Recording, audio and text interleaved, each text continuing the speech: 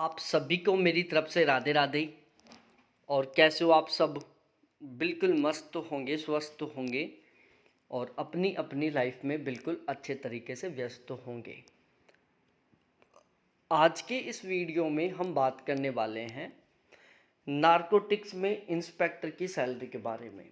यदि आप SSC CGL के थ्रू नारकोटिक्स में इंस्पेक्टर बन जाते हैं तो आपको पहले महीने में कितनी सैलरी मिलेगी, आपको कौन कौन से अलाउंस दिए जाएंगे, इन सभी के बारे में इस वीडियो में हम बहुत ही डिटेल से डिस्कस करने वाले हैं। इसके अलावा मैं अभी थोड़ी देर पहले ही नारकोटिक्स में सब इंस्पेक्टर की सैलरी का वीडियो बना चुका हूं।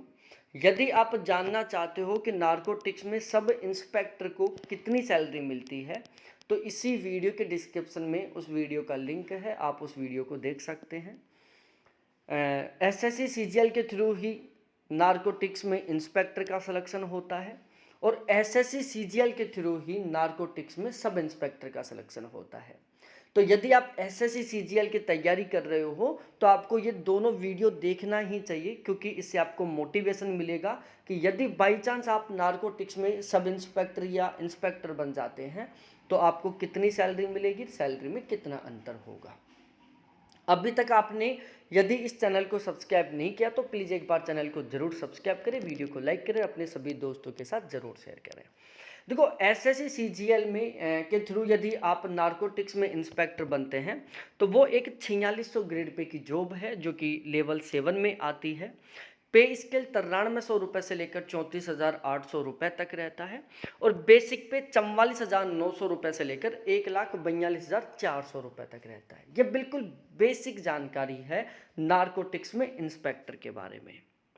बेसिक पे 44,900 से 1,42,400, ग्रेड पे 4600, पे लेवल 7, पे स्केल 9300 से 34,800 और पे बैंड सेकेंड।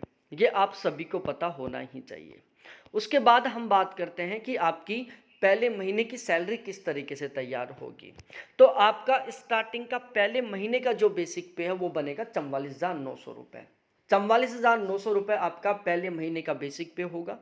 उसके बाद आपको मिलेगा डीए, जिसको हम डीएनएस अलाउंस बोलते हैं, महंगाई भत्ता बोलते हैं। फिलहाल में जो डीए की रेट है वो है 58%। तो यदि हम 44,900 रुपये का 58% निकालते हैं तो ये निकल कर आता है 26,042 रुपये। 26,042 रुपये आपको डीए के मिलेंगे। उसके बाद एचआरए, देखो एचआरए हाउस रेंट अलाउंस, ये डिपेंड करता है कि आपकी पोस्टिंग कहाँ पर है। यदि आपकी पोस्टिंग भारत के जो बड़े शहर हैं उनमें होती है तो आपको 30% के अकॉर्डिंग एचआरए मिलेगा। यदि आपकी पोस्टिंग बिल्कुल रूरल एरिया में होती है तो आपको 10% के अकॉर्डिंग एचआरए मिलेगा। और यदि आपकी पोस्टिंग बीच के कैटेगरी के शहरों में होती है तो आपको 20% के अकॉर्डिंग एचआरए मिलेगा। एसएससी सीजीएल के थ्रू यदि आप किसी भी पोस्ट पर लगते हो तो आपको एचआरए या तो 20% के अकॉर्डिंग मिलेगा या 30% के अकॉर्डिंग मिलेगा, क्योंकि एसएससी सीजीएल के कोई भी ऑफिस 10% एचआरए वाले एरिया में नहीं है। यहाँ पर हमने एचआरए कैलकुलेट किया है 30% के अकॉर्डिंग। 44,900 रुपये का यदि हम 30% निकालते हैं तो ये निकल कर आता है 13,470 रुपये। यह बनता है आपका एचआरए।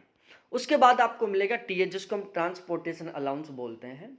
देखो, ये डिपेंड करेगा कि आपकी पोस्टिंग कौन से शहर में, मतलब आपको एचआरए किस तरीके से मिल रहा है। यदि आपको एचआरए 30% के अकॉर्डिंग मिल रहा है तो आपका ट्रांसपोर्टेशन अलाउंस बनेगा 3600 रुपये। यदि आपको एचआरए 20% या 10% के अकॉर्डिंग मिल रहा है तो आपको ट्रांसपोर्टेशन अलाउंस के मिलेंगे 1800 रुपये। हमने यहाँ पर एचआरए 30% के अकॉर्डिंग कैलकुलेट किया है तो ट्रांसपोर्टेशन अलाउंस के बनेंगे 3600 रुपये। और ये जो 3600 रुपये का ट्रांसपोर्टेशन अलाउंस है इसके ऊपर आपको वही 58% के अकॉर्डिंग मिलेगा डीए। तो यदि हम 3600 रुपये का 58% निकालते हैं तो ये बनता है 2,088 रुपये। तो इन पांचों को मिलाकर आपकी पहले महीने की ग्रोस सैलरी बनती है 90,100 रुपये। 90,100 रुपये आपकी पहले महीने की ग्रोस सैलरी बन रही है। अब इसमें कटौतियां, भाई सबसे पहले कटेगा आपका एनपीएस। एनपीएस के कटेंगे 7,094 रुपये।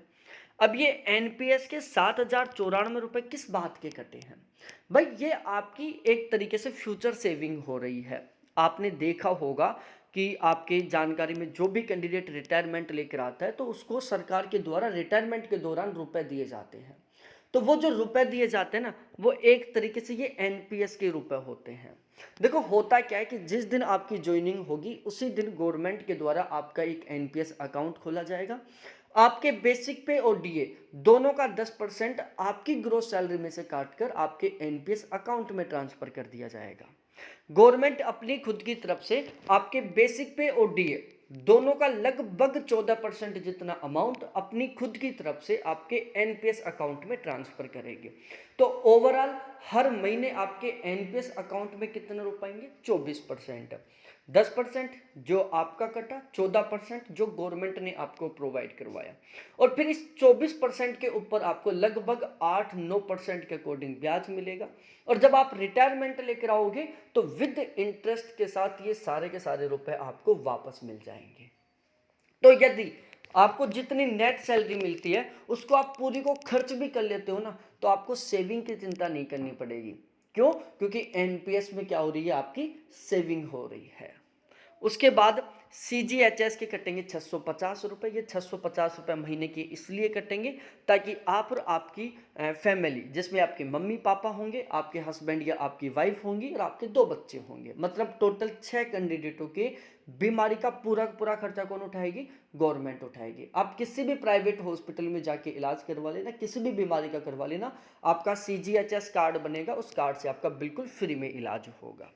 सीजीजीआईएस के कटेंगे 120 रुपए। टोटल कटौती होगी 7,864 रुपए की।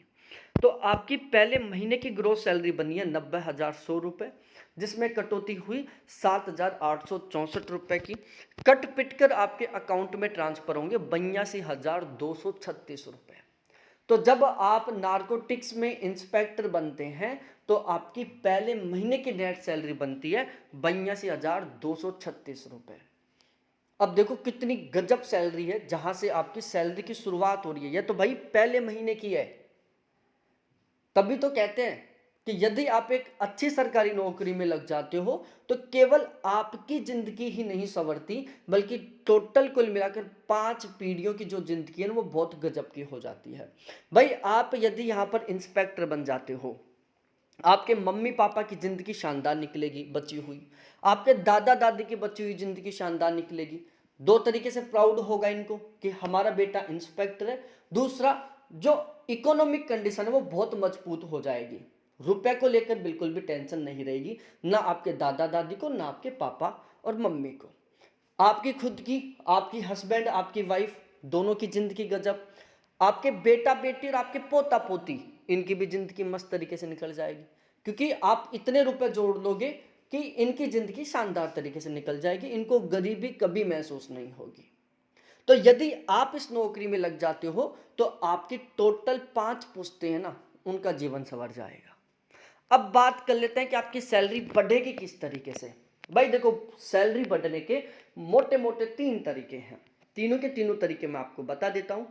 अभी तक आपने चैनल को सब्सक्राइब नहीं किया तो प्लीज चैनल को सब्सक्राइब करो, वीडियो को लाइक करो और दोस्तों के साथ शेयर करो। इस चैनल के माध्यम से मैं आपको केवल सैलरी के वीडियो प्रोवाइड करवाऊंगा, ना किसी तरीके से कोई वैकेंसी का, ना किसी तरीके से कोई रिजल्ट का, केवल सैलरी का।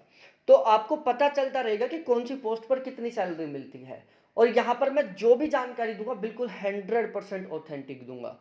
और इस वीडियो को देखने के तुरंत बाद आपको देखना है नार्कोटिक्स में सब इंस्पेक्टर को कितनी सैलरी मिलती है। ठीक है, अब देखो सैलरी बढ़ने का पहला तरीका, बेसिक पे हर साल 3% बढ़ेगा। डीए साल में 2 बार बढ़ेगा, एक बार जनवरी में, दूसरी बार जुलाई में। ये मान के चलो कि साल में आपका लगभग 5 से 8% के बीच में डीए बढ़ेगा। एचआरए लगभग 2 से 3 साल में एक बार बढ़ेगा। टीए 2 से 3 साल में एक बार बढ़ेगा। डीए ऑन टीए, जब भी डीए बढ़ेगा तब भी बढ़ेगा, और जब टीए बढ़ेगा तब भी बढ़ेगा। तो एक तो बढ़ोतरी होगी इस तरीके से। दूसरा, पे कमीशन। भाई 2016 में 7वां पे कमीशन आया, बेसिक पे 2 गुना हो गया। अब 2026 में 8वां पे कमीशन आएगा, तो जैसे 8वां पे कमीशन आएगा आपका ये जो बेसिक पे 2 गुना हो जाएगा। फिलहाल में 44,900 रुपए 8वां पे कमीशन आते ही कितना हो जाएगा, लगभग 88,000 रुपये हो जाएगा। तो सैलरी में बहुत खतरनाक वाली बढ़ोतरी हो जाएगी। फिर 36 में 9वां पे कमीशन, फिर 46 में 10वां पे कमीशन। तो जब भी नया पे कमीशन आएगा सैलरी में शानदार वाली बढ़ोतरी होगी। तीसरा सैलरी बढ़ने का तरीका कि भाई आपका प्रमोशन भी होगा। आप जब इंस्पेक्टर बनेंगे तो आप लेवल 7 में रहेंगे, 10 साल बाद आप लेवल 8 में हो जाएंगे, फिर 10 साल बाद आप लेवल 9 में हो जाएंगे, फिर 10 साल बाद आप लेवल 10 में हो जाएंगे, क्योंकि हर 10 साल बाद में आपका क्या होगा, पे लेवल का प्रमोशन होगा। और जैसे आपका पे लेवल बदलेगा वैसे पूरी की पूरी सैलरी आपकी बढ़ जाएगी, पूरी की पूरी सैलरी बदल जाएगी, क्योंकि आपका जो बेसिक पे वो बढ़ जाएगा। तो ओवरऑल ये 3 ऐसे तरीके हैं जिनसे आपकी सैलरी में बढ़ोतरी होने वाली है। सब कुछ अच्छे तरीके से समझ में आ गया होगा तो प्लीज़ वीडियो को लाइक करो, दोस्तों के साथ शेयर करो, चैनल को ज़रूर सब्सक्राइब करो। बहुत बहुत धन्यवाद आपको देखने के लिए। थैंक्स बाय मेरे प्यारे साथियों।